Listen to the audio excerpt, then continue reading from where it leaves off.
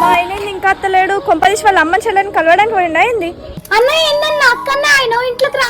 వస్తాగాని చెల్లె. అమ్మా ఈ దీపావళి మనకు నోములున్నాయి కదనే, నువ్వు చెల్లె అయితే ఒక 2 రోజుల ముందే రావాలి ఇంటికి. కొడుక మేమెందుకు బిడ్డ, మళ్ళీ మేము అత్తే లోలు అయితే మీరిద్దరు సంతోషంగా చేసుకోరాదండి బిడ్డ.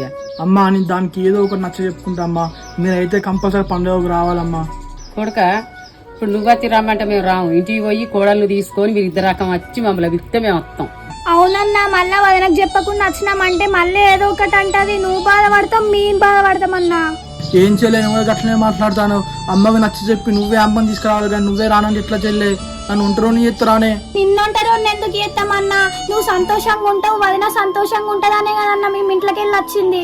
కొడుక నువ్వు వీడికి వచ్చిందని తెలిస్తే మళ్ళీ కోడలేమన్నా అంటది, మళ్ళీ లొల్లి అవుతుంది. పో బిడ్డ తొందరగా పో. సరే అమ్మా, నువ్వైతే పండుగ తప్పకుండా రావాలి.